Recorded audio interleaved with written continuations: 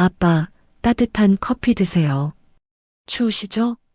눈보라치는 묘지에서 8살 아이가 찌그러진 보온병을 든 채 울었습니다. 옆에서는 14살 누나가 패딩 하나 없이 파랗게 떨고 있었죠. 그때 재벌 강 회장 부부가 이 광경을 목격합니다. 하지만 이 만남이 어떤 폭풍을 불러일으킬지 아무도 몰랐습니다. 오늘의 사연 시작합니다. 구독과 좋아요를 누르시면 오늘 하루 행운이 함께 하실 겁니다. 태상그룹 강진태 회장은 검은색 정장 코트에 깃을 세우고 차에서 내렸습니다. 매서운 눈발이 얼굴을 때려도 그는 표정 하나 바꾸지 않았습니다. 옆에서 내린 윤 여사가 거친 숨을 내쉬며 가슴을 부여잡았습니다. 여보, 숨이 차면 차에서 기다리고 있어. 강 회장이 아내의 어깨를 붙잡으며 말했습니다. 아니야. 준우 보러 가는데 어떻게 안 가? 괜찮아. 윤 여사가 떨리는 목소리로 대답했습니다. 그녀의 눈가에는 벌써 눈물이 맺혀 있었습니다. 그래, 천천히 올라가자. 강 회장이 아내의 팔을 조심스럽게 부축했습니다. 수십 명의 경호원과 수행비서들은 묘역 입구에 대기시키고 부부는 단둘이서만 눈 덮인 산길을 올랐습니다. 폭설로 미끄러워진 돌계단을 오르면서 윤 여사는 몇 번이나 비틀거렸습니다. 강 회장이 그때마다 아내를 꼭 잡아주었습니다. 후. 윤 여사의 거친 숨소리가 차가운 공기 속에 하얀 김으로 피어올랐습니다. 잠깐 쉬었다 가자. 아니야, 괜찮아. 준우가 기다리고 있어. 윤 여사가 고개를 저으며 힘겹게 걸음을 옮겼습니다. 묘비가 보이는 언덕에 다다를 무렵이었습니다. 강 회장의 발걸음이 갑자기 멈춰섰습니다. 저기, 누가 있어? 그가 놀란 목소리로 중얼거렸습니다. 아무도 없어야 할 아들의 묘소 앞에 작은 그림자 2개가 어른거리고 있었습니다. 누구지? 이런 눈보라에. 윤 여사도 눈을 가늘게 뜨고 앞을 바라보았습니다. 강 회장 부부는 발소리를 죽이고 조심스럽게 다가갔습니다. 가까이 갈수록 그들의 시야에는 놀라운 광경이 펼쳐졌습니다. 낡은 운동화를 신은 8살 정도의 사내아이가 무릎을 꿇고 앉아 있었습니다. 그 옆에는 얇은 교복 치마를 입은 14살 정도의 소녀가 서서 지켜보고 있었습니다. 소녀의 맨다리는 사르르는 추위에 파랗게 질려 있었습니다. 사내아이가 낡은 배낭에서 찌그러진 보온병을 꺼냈습니다. 아빠, 따뜻한 커피 드세요. 추우시죠? 민호라는 아이가 울음 섞인 목소리로 말하며 머그잔에 조심스럽게 커피를 따랐습니다. 하얀 김이 피어오르는 커피잔을 묘비 앞에 밀어놓았습니다. 지은이라는 소녀는 파랗게 질린 손에 들꽃 몇 송이를 쥔 채 묵묵히 눈물을 흘렸습니다. 패딩 점퍼 하나 없이 춘추복 교복 차림이었습니다. 민호야, 울지 마. 아빠가 슬퍼하셔. 지은이가 동생의 어깨를 토닥이며 속삭였습니다. 누나도 울고 있잖아. 민호가 코를 훌쩍이며 대답했습니다. 강 회장은 그 모습을 보며 온몸에 전율이 흘렀습니다. 통제된 묘역에 외부인이 침입했다는 사실에 격분이 치밀어 올랐습니다. 윤 여사는 민호의 옆모습을 보자마자 비틀거렸습니다. 여보, 저 아이. 그녀의 목소리가 떨렸습니다. 죽은 아들 준우의 어린 시절과 완벽하게 겹쳐 보였습니다. 강 회장이 성큼 앞으로 나서며 호통을 쳤습니다. 야, 거기 누구야? 여기가 어딘지 알고. 두 아이가 깜짝 놀라며 황급히 뒤를 돌아보았습니다. 지은이의 눈에는 공포가 가득했습니다. 강 회장 부부의 고급스러운 검은색 정장 코트와 윤기 흐르는 가죽 장갑을 보고 자신의 낡고 얇은 교복을 부끄러워하듯 몸을 움츠렸습니다. 죄송합니다. 지은이가 본능적으로 민호를 등 뒤로 숨기며 외쳤습니다. 경계심 가득한 눈빛으로 강 회장 부부를 노려보며 어린 짐승처럼 떨리는 몸을 감추려 애썼습니다. 강 회장이 정체를 묻기 위해 한 걸음 내딛었습니다. 너희들이 누구? 민호야, 빨리. 공포에 질린 지은이가 대답 대신 민호의 손목을 거칠게 낚아채며 소리쳤습니다. 두 아이는 묘역 울타리 한쪽에 뚫려 있는 비좁은 개구멍을 향해 눈 덮인 비탈길을 구르다시피 내려가며 필사적으로 달렸습니다. 잠깐만. 강 회장이 소리쳤지만 아이들은 멈추지 않았습니다. 입구에 있던 경호원들이 아이들을 잡으려 움직였습니다. 강 회장이 손을 들어 경호원들을 제지했습니다. 아이들이 더 놀랄 것을 우려해서였습니다.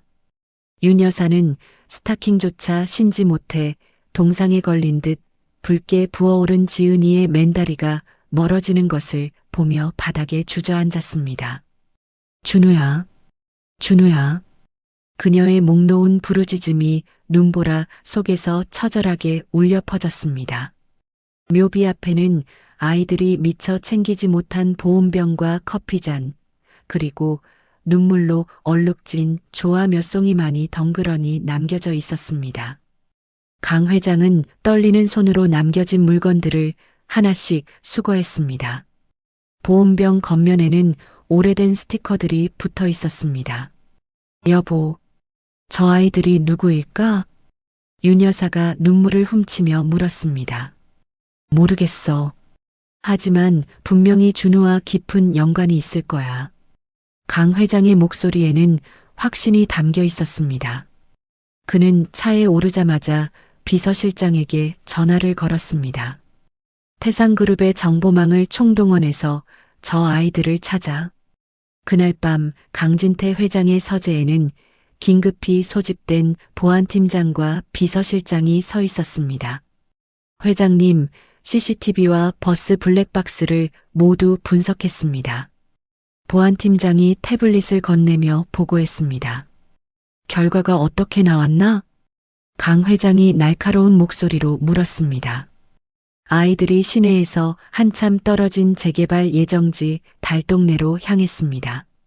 정확한 주소는 여기입니다. 재개발 예정지라고? 강 회장의 눈썹이 찌푸려졌습니다. 네, 곧 철거될 예정인 산동네입니다. 도로 사정이 매우 좋지 않습니다. 상관없어. 지금 당장 준비해. 강 회장이 일어서며 코트를 집어들었습니다. 침실에서 나온 윤 여사가 남편을 말렸습니다. 여보, 내일 아침에 가면 안 될까?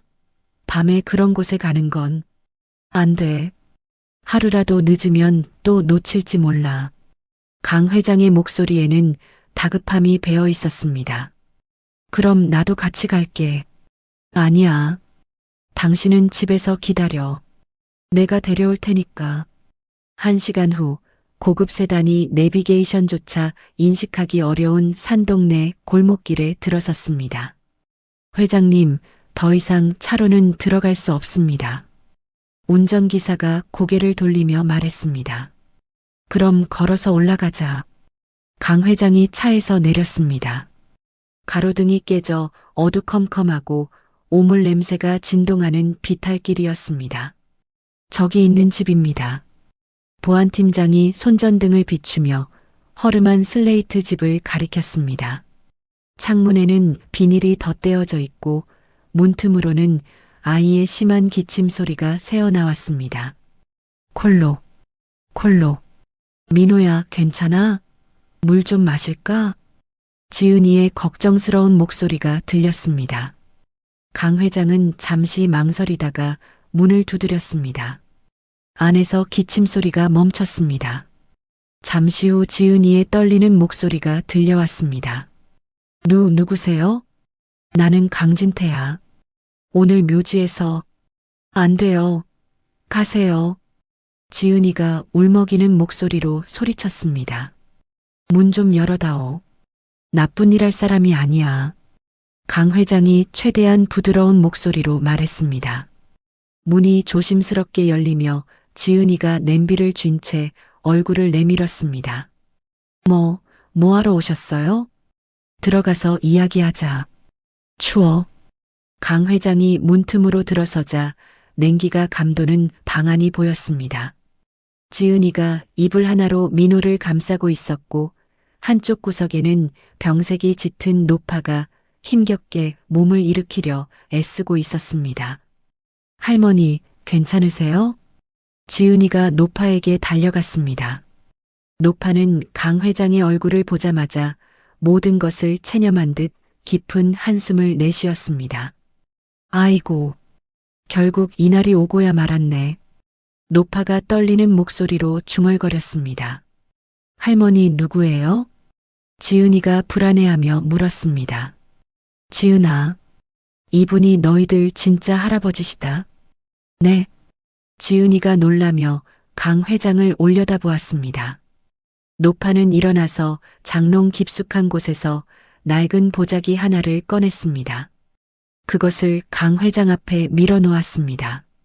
이걸 보시면 다 아실 거예요. 강 회장이 보자기를 펼치자 낡은 앨범이 나왔습니다. 첫 장을 넘기는 순간 그의 손이 멈췄습니다. 아들 준우가 갓난아이였던 지은이를 안고 있었습니다. 옆에는 아름다운 여인이 세상에서 가장 행복하게 웃고 있었습니다. 이 여자가 누구죠? 강 회장이 떨리는 목소리로 물었습니다. 제 딸이었습니다. 준우 씨와 사랑했던. 노파의 목소리가 메어졌습니다. 딸은 지은이를 낳고 난치병에 걸려 세상을 떠났어요. 준우 씨마저 사고로 가고 나서는. 그럼 이 아이들이. 네, 준우 씨의 친자식들입니다. 강 회장은 앨범을 넘기며 아들과 아이들의 사진을 하나하나 확인했습니다. 민호가 갓난아이일 때부터 최근까지의 사진들이 빼곡했습니다.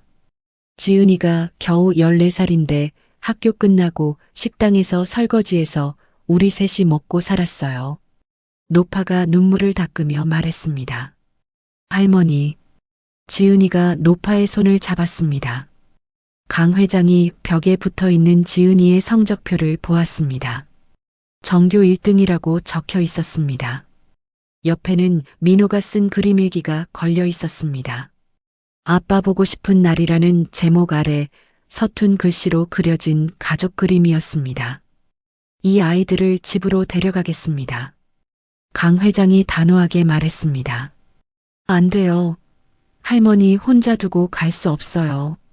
지은이가 고개를 저었습니다. 할머니도 함께 모시겠습니다. 우리 병원에서 치료받으시고. 정말이에요? 지은이의 눈에 희망이 번졌습니다. 민호가 기침을 멈추지 않자 지은이가 결국 고개를 떨구고 눈물을 흘렸습니다. 알겠어요. 민호가 아프니까. 강 회장이 즉시 전화를 걸었습니다. 병원 응급실에 연락해. 환자 이송 준비하라고. 그리고 최고 수준의 특실을 준비해. 1시간 후 구급차가 도착했습니다. 외할머니는 들것에 실려 병원으로 향했습니다. 강 회장은 아이들의 짐을 챙기며 텅 빈 쌀통과 구멍난 양말들을 보고 입술을 깨물었습니다. 이제 고생 끝났다. 그가 지은이와 민호에게 단호하게 말했습니다. 지은이는 그제야 긴장을 풀고 민호의 손을 꼭 잡았습니다. 누나, 우리 정말 따뜻한 집에서 살 수 있어? 민호가 작은 목소리로 물었습니다. 응, 이제 춥지 않을 거야. 지은이가 동생의 머리를 쓰다듬었습니다. 태어나 처음 타보는 고급 승용차에 몸을 맡긴 아이들은 할아버지의 저택을 향해 떠났습니다.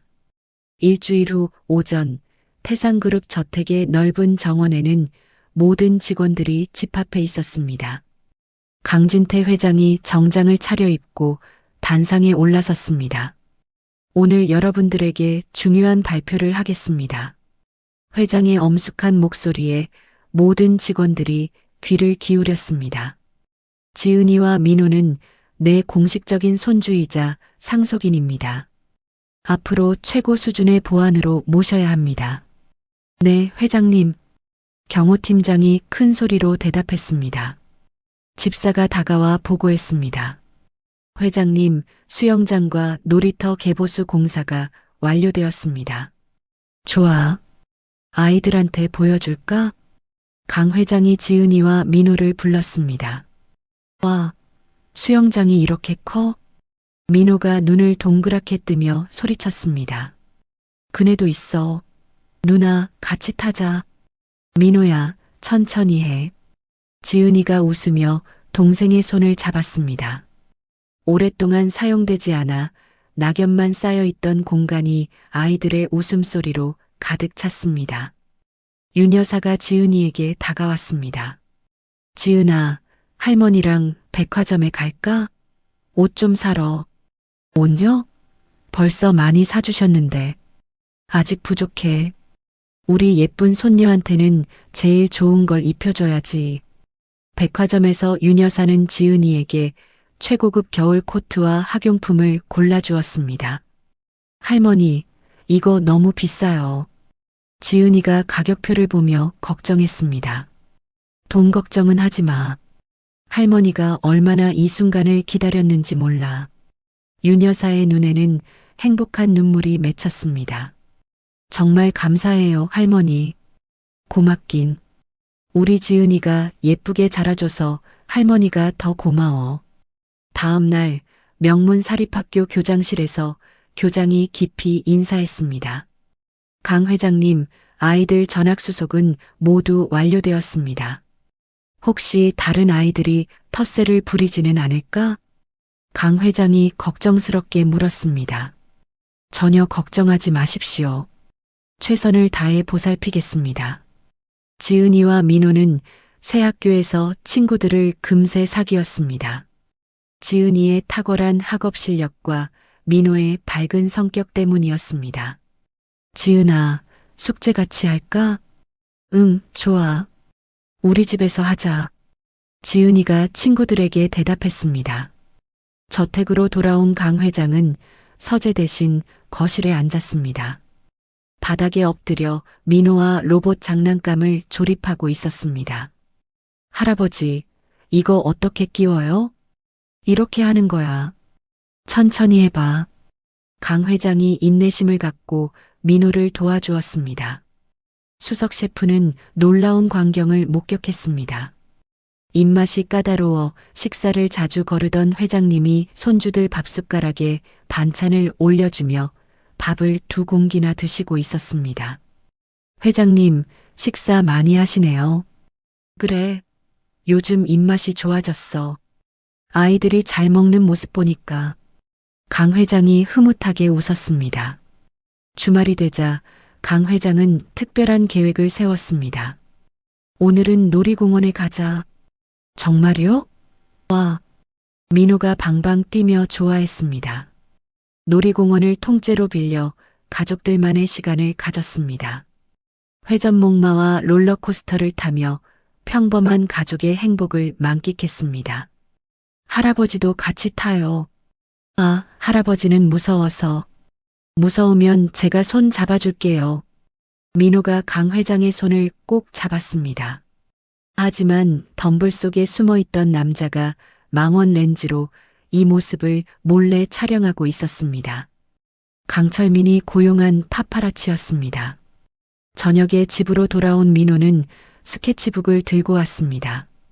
할아버지, 이거 선물이에요. 뭐지? 그림을 그렸구나. 강 회장이 그림을 받아들었습니다. 할아버지, 할머니, 누나, 그리고 자신이 손을 잡고 있는 그림이었습니다. 우리 가족이에요. 민호가 환하게 웃었습니다. 강 회장의 가슴이 뜨거워졌습니다. 이 그림을 여기에 걸어야겠다. 강 회장이 거실벽에 걸린 유명 화가의 그림을 떼어냈습니다. 그 자리에 민호의 그림을 정성스럽게 걸었습니다. 앞으로 집안의 가온을 가족의 행복으로 바꿔야겠어. 강 회장이 농담처럼 말했지만 진심이었습니다. 밤이 되어 아이들이 잠든 후 강 회장은 준우의 사진을 어루만졌습니다. 이제야 비로소 사람 사는 집 같다. 고맙다, 준우야. 그가 속삭이며 눈물을 훔쳤습니다. 지은이는 악몽을 꾸다 잠에서 깼습니다. 따뜻한 침대와 안전한 방을 확인하고 안도의 한숨을 쉬었습니다. 그런데 창밖에서 번쩍이는 불빛이 보였습니다. 카메라 플래시 같았습니다. 뭐지? 지은이가 창가로 다가가 커튼을 살짝 젖혔습니다. 하지만 이미 아무것도 보이지 않았습니다. 다음 날 아침 증권가 정보지에는 자극적인 기사가 실렸습니다. 태상그룹 회장, 출처 불분명한 손녀에게 홀려. 비서실장이 다급하게 강 회장에게 보고했습니다. 회장님, 인터넷에 악성 댓글들이 올라오고 있습니다. 내용이 뭔가? 지은이 양을 향한 인신공격성 글들입니다. 법적 대응이 필요합니다. 강 회장의 얼굴이 굳어졌습니다. 아이들이 상처받을까봐 걱정이야. 조용히 처리해. 네, 알겠습니다. 하지만 이미 소문은 걷잡을 수 없이 퍼져나가고 있었습니다. 강철민은 사무실에서 만족스러운 미소를 지었습니다. 이제 시작이야. 더 큰 폭탄을 준비하자. 네, 전무님. 신복이 고개를 끄덕였습니다. 행복으로 가득했던 저택 주위로 검은 먹구름이 몰려들기 시작했습니다. 지은이는 뭔가 불안한 기운을 느끼며 민호를 더욱 꼭 안았습니다. 누나, 왜 그래? 아니야, 아무것도 아니야. 지은이가 동생을 다독이며 말했지만 마음 한구석에는 어둠이 드리워지고 있었습니다. 민호의 8번째 생일 아침, 태산그룹 저택 정원에는 파란색 풍선들이 가득 매달렸습니다. 강진태 회장이 직접 나와서 장식 상태를 점검하고 있었습니다. 풍선이 더 필요한 것 같은데? 회장님, 충분합니다. 민호가 좋아할 거예요. 집사가 웃으며 대답했습니다. 보안 요원들이 입구에서 초대장을 확인하며 철저한 신원 점검을 하고 있었습니다. 신분증 확인하겠습니다. 네, 여기 있습니다. 정재계 핵심 인사들과 가까운 친인척들만 초대된 프라이빗 파티였습니다. 지은이가 맞춤 제작한 우아한 드레스를 입고 나타났습니다. 얇은 교복 대신 입은 드레스가 그녀를 완전히 다른 사람으로 보이게 했습니다. 누나, 오늘 정말 예뻐. 민호가 눈을 반짝이며 소리쳤습니다. 민호도 멋있어. 생일 축하해. 지은이가 동생의 손을 잡으며 미소 지었습니다. 강 회장이 우스꽝스러운 고깔 모자를 쓰고 나타나자 하객들이 놀라움을 감추지 못했습니다. 회장님이 저런 모자를. 평소 모습과 정말 다르시네. 하객들이 수군거렸습니다. 민호가 파티장을 뛰어다니며 재롱을 부렸습니다. 할아버지, 저 풍선 잡아주세요. 어디? 아, 저거. 잠깐만.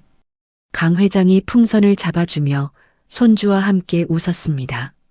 지은이는 어른들 사이를 다니며 기품 있게 인사를 건넸습니다. 안녕하세요. 저는 김지은입니다. 어머, 정말 예의가 바르네요. 준우를 닮았어요. 너무 의젓해. 하객들이 감탄하며 말했습니다. 파티의 하이라이트인 케이크 커팅 시간이 되었습니다. 민호가 초를 불어끄자 박수가 터져 나왔습니다. 지은이가 마이크를 잡고 일어섰습니다. 오늘 민호 생일에 와주셔서 감사합니다. 저희에게 가족을 만들어주신 할아버지, 할머니께 감사드려요. 그리고 하늘에 계신 아빠.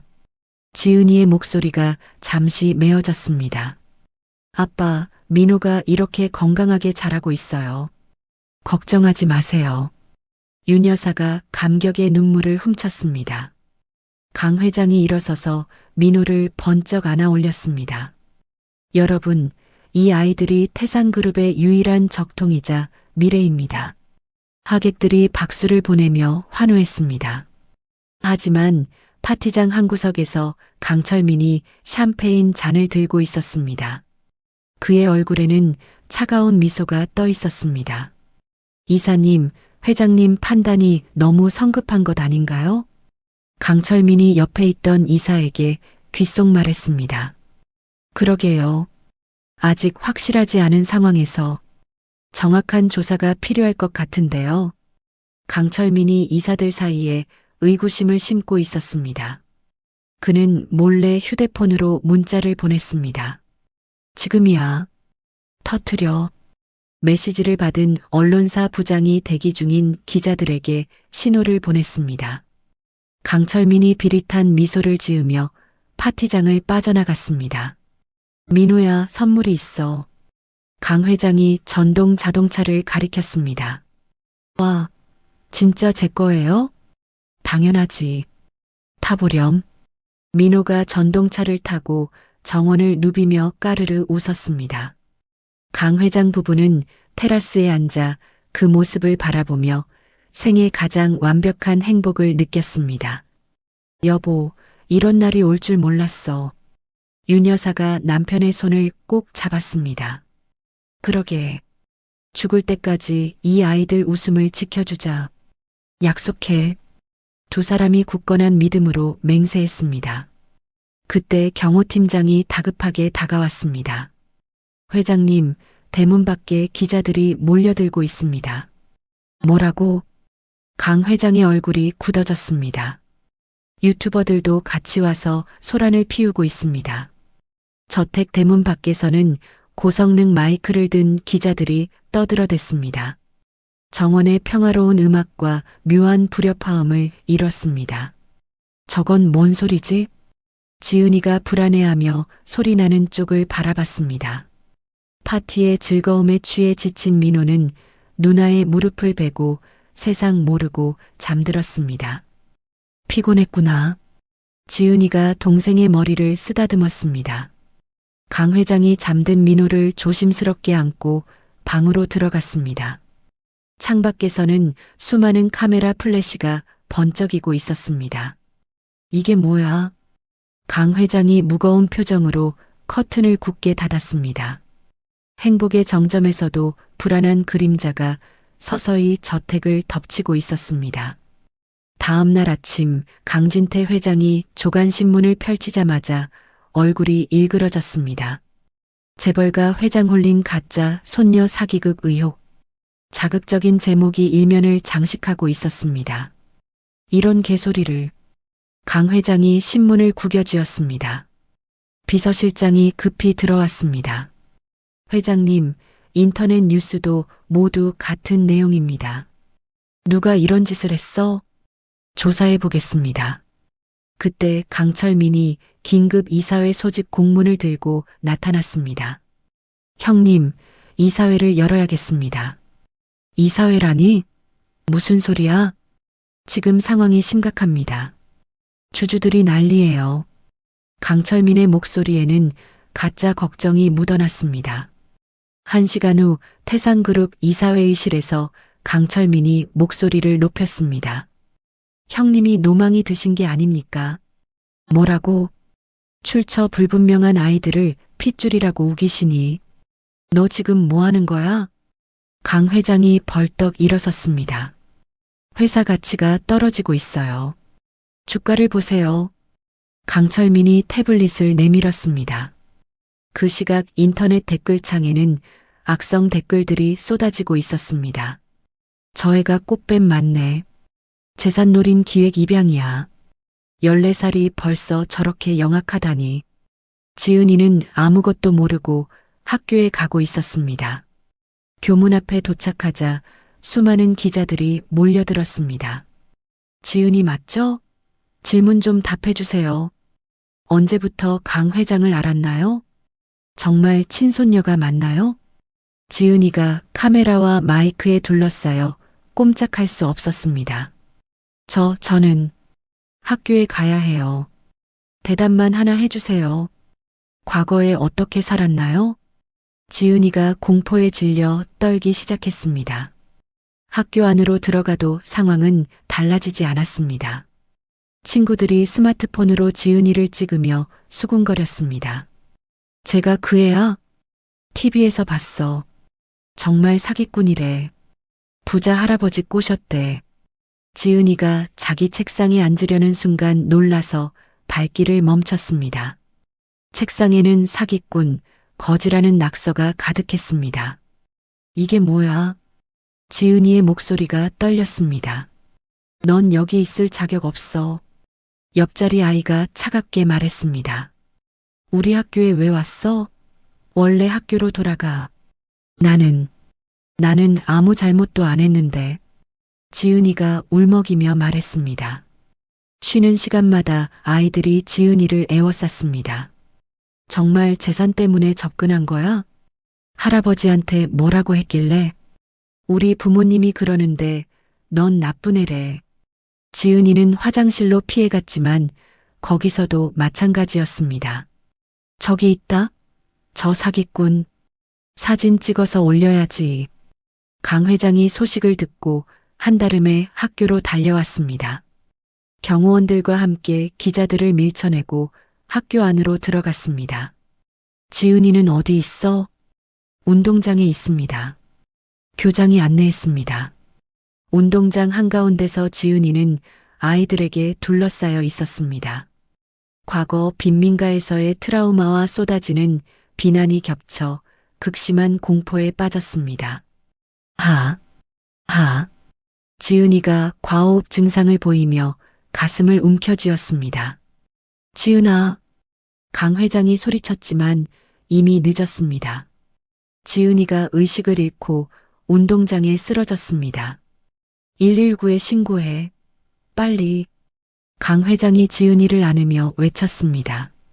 구급차가 도착해서 지은이를 응급실로 이송했습니다. 그 모습을 본 민호도 충격으로 고열과 발작 증세를 일으켰습니다. 민호도 쓰러졌어요.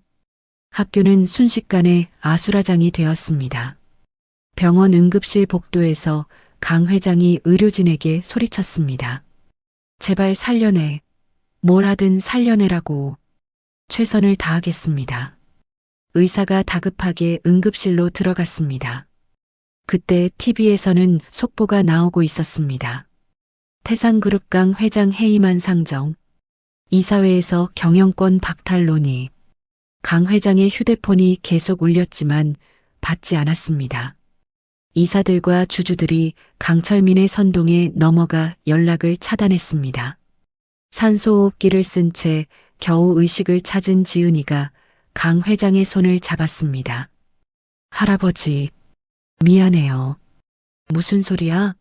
미안할 게 뭐가 있어? 우리 때문에 할아버지가 나쁜 사람이 되잖아요. 지은이의 목소리가 가늘게 떨렸습니다. 민호 데리고 저희가 나갈게요. 다시 예전처럼 살아도 괜찮아요. 안 돼. 절대 안 돼. 강 회장이 손을 꼭 잡으며 소리쳤습니다. 그때 병실 문이 열리며 강철민이 들어왔습니다. 아이고, 많이 아프구나. 강철민이 가짜 동정심을 보였습니다. 넌 여기서 뭐 하는 거야? 강 회장이 날카롭게 물었습니다. 형님과 이야기할 게 있어서. 강철민이 지은이를 내려다보며 말했습니다. 아이들을 데리고 조용히 사라지면 입원해 있는 외할머니 병원비는 계속 지원해 주겠어. 뭐라고? 하지만 계속 버티면 지방 요양원으로 강제 이송시킬 수밖에 없어. 지은이의 얼굴이 하얗게 질렸습니다. 할머니를 건드리지 마. 그럼 알아서 선택해. 강철민이 비열하게 웃으며 협박했습니다. 강 회장은 가슴이 찢어지는 고통을 느끼며 주먹으로 벽을 내리쳤습니다. 으아! 그의 울음소리가 병실에 울려 퍼졌습니다. 경영권만 포기하면 명예는 지켜주겠어. 강철민이 파렴치한 거래를 제안했습니다. 강 회장은 눈물을 닦고 결연한 눈빛으로 박 전 실장에게 전화를 걸었습니다. 준우가 남긴 마지막 상자를 열어. 지금 당장. 이틀 후 태산그룹 본사 대강당은 임시 주주총회를 위해 몰려든 사람들로 가득했습니다. 강철민의 지지자들이 고성을 지르며 소란을 피웠습니다. 강 회장을 해임시켜야 해. 회사가 망하기 전에 손 써야지. 저 아이들 때문에 주가가 얼마나 떨어졌는데. 단상에 오른 강철민이 마이크를 잡았습니다. 여러분, 오늘 이 자리에 모인 이유를 모두 알고 계실 겁니다. 박수가 터져 나왔습니다. 14살짜리 영악한 계집아이와 정체불명의 사내아이가 우리 회장님을 홀렸습니다. 맞아. 사기꾼들이야. 회사를 위태롭게 하고 있어. 주주들이 강철민의 말에 동조했습니다. 강철민이 대형 스크린을 가리켰습니다. 이것이 그 아이들의 진짜 모습입니다. 조작된 영상이 화면에 나타났습니다. 지은이가 돈을 세는 듯한 모습, 민호가 울며 뭔가를 요구하는 듯한 장면들이었습니다. 보십시오. 이렇게 치밀하게 계획된 사기극입니다. 주주들이 분노에 찬 목소리를 높였습니다. 저런 애들한테 속다니. 당장 쫓아내야 해. 강철민 전무가 회사를 구해야 해. 강철민이 만족스럽게 미소 지었습니다. 저만이 이 회사를 구할 수 있습니다. 이제 투표를 시작. 그때 회의장 문이 육중한 소리를 내며 열렸습니다. 강진태 회장이 정장을 갖춰 입은 민호의 손을 잡고 당당하게 걸어 들어왔습니다. 소란스럽던 장내가 순식간에 숨막히는 정적에 휩싸였습니다. 강 회장의 위압감에 모든 사람이 말을 잃었습니다. 계속해라. 내가 왜 여기 있는지 설명해 주마. 강 회장이 차갑게 말하며 단상으로 올라갔습니다. 민호는 입술을 꽉 깨물고 있었지만 할아버지 손을 꼭 잡고 있었습니다. 형님, 지금 상황이. 강철민이 당황하며 말을 더듬었습니다. 닥쳐. 강 회장의 한마디에 강철민이 입을 다물었습니다. 강 회장이 서류 봉투를 꺼냈습니다. 이것은 국립과학수사연구원에서 나온 유전자 검사 결과 원본이다. 그것도 조작된. 조작이라고? 강 회장의 눈빛이 얼음처럼 차가워졌습니다. 그럼 이것도 조작인가? 그가 녹음기를 꺼내 재생 버튼을 눌렀습니다. 스피커를 통해 준우의 목소리가 선명하게 울려 퍼졌습니다. 철민 형, 형이 회사 돈을 횡령해 페이퍼 컴퍼니로 빼돌린 장부를 내가 가지고 있어. 주주들이 경악했습니다. 만약 나에게 무슨 일이 생긴다면 그건 형 짓이야. 강철민의 얼굴이 사색이 되었습니다. 준우 도련님, 그건 합성이야. 조작된 거라고. 강철민이 마이크를 잡고 발악했습니다. 하지만 녹음은 계속되었습니다. 형이 나를 없애려고 계획하고 있다는 걸 알아. 아이들까지 위협하려 했지. 그리고 교통사고도 형이 사주한 거 맞지? 내가 다 알고 있어. 회의장이 술렁였습니다. 이런 일이 살인 교사라고? 강철민 전무가 그런 짓을? 주주들과 이사들이 믿을 수 없다는 표정을 지었습니다. 강철민이 뒷문으로 도망치려 했지만 이미 보안 요원들이 출구를 봉쇄한 상태였습니다. 어디 가려고? 강 회장이 차갑게 물었습니다. 회의장 문이 열리며 검찰 수사관들이 들어왔습니다. 강철민 씨, 살인 교사 및 특정경제범죄 가중처벌법 위반 혐의로 긴급 체포합니다. 아니야. 나는 억울해. 강철민이 수갑을 차며 발악했습니다. 형님, 이건 음모야. 음모라고. 끌고 나가. 강 회장이 손을 들어 신호했습니다. 강철민이 끌려나가는 모습을 보며 주주들이 웅성거렸습니다. 정말 끔찍한 일이었네. 우리가 속았구나. 강 회장님이 오르셨어. 민호가 떨리는 손으로 마이크를 잡았습니다. 여러분. 아이의 작은 목소리에 회의장이 조용해졌습니다. 우리 누나는 사기꾼이 아니에요. 민호의 목소리가 울먹였습니다. 누나는 세상에서 제일 착한 사람이에요. 저 때문에 많이 힘들었는데도 할머니랑 저 때문에 학교 끝나고 설거지도 하고 민호가 눈물을 흘리며 계속 말했습니다. 누나가 나쁜 사람이라고 하지 마세요.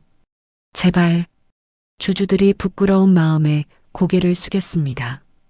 몇몇은 눈시울을 붉히며 박수를 보내기 시작했습니다. 박수. 아이고, 우리가 미안하구나. 정말 잘못 생각했어. 박수 소리가 회의장 전체로 퍼져나갔습니다. 병실에서 TV 생중계를 지켜보던 지은이가 안도의 눈물을 흘렸습니다. 민호야, 고마워. 윤 여사가 지은이를 끌어안았습니다. 이제 끝났어. 정말 끝났어. 강 회장이 민호를 꼭 안으며 말했습니다. 잘했다, 민호야. 정말 잘했어. 할아버지, 누나가 괜찮아질까요? 당연하지. 이제 아무도 우리 가족을 괴롭히지 못해. 회의장에서는 강 회장의 해임안이 만장일치로 부결되었습니다. 강 회장님께 사과드립니다. 앞으로 더욱 믿고 따르겠습니다. 이사들이 일어서서 인사했습니다. 강 회장은 모든 혐의가 벗겨진 후 깊은 한숨을 내쉬었습니다. 아들의 억울한 죽음을 밝히고 손주들의 미래를 지켜낸 것에 대해 안도했습니다. 준우야, 이제 됐지? 아빠가 해냈어. 그가 마음속으로 아들에게 말했습니다. 긴 싸움이 드디어 끝났습니다. 1년 후 늦봄, 따사로운 햇살이 비추는 아름다운 5월의 어느 날이었습니다. 매서운 눈보라가 휘몰아치던 그 겨울은 어느새 추억이 되고 벚꽃 잎이 눈송이처럼 흩날리는 봄이 왔습니다.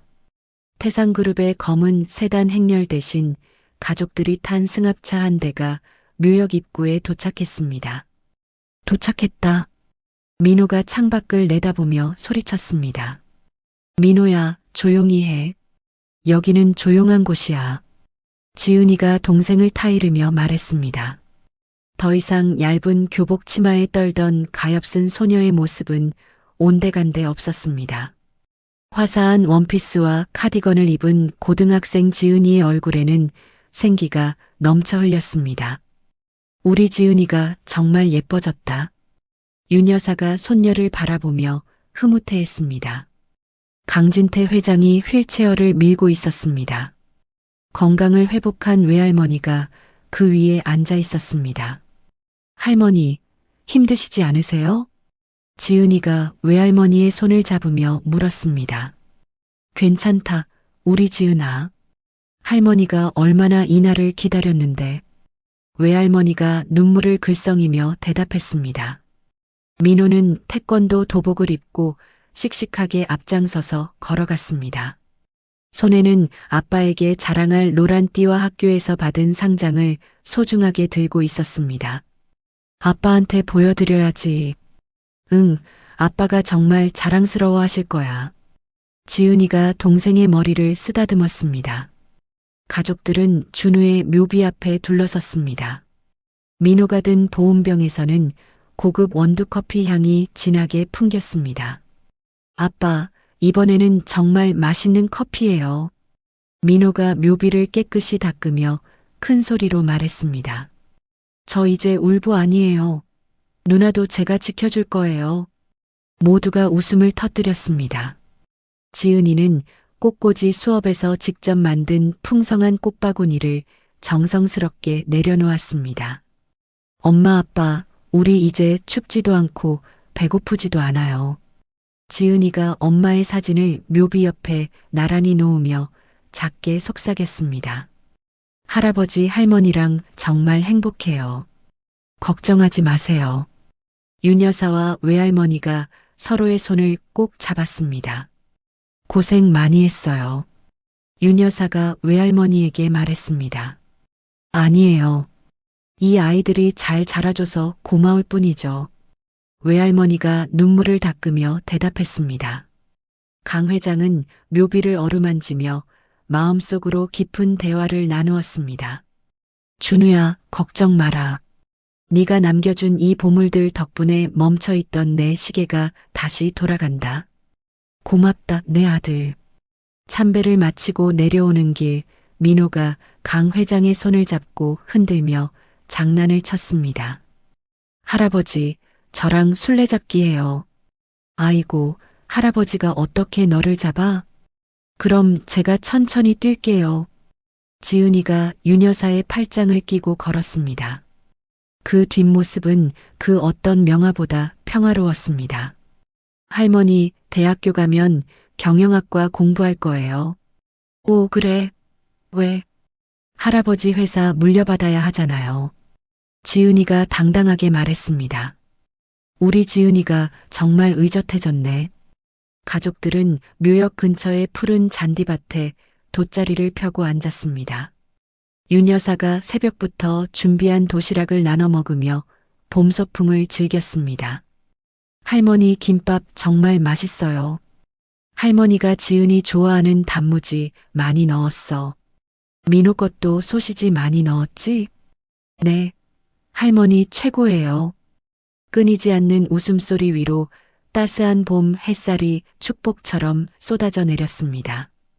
흩날리는 벚꽃잎들이 가족들의 머리 위로 부드럽게 내려앉았습니다. 사진 찍을까?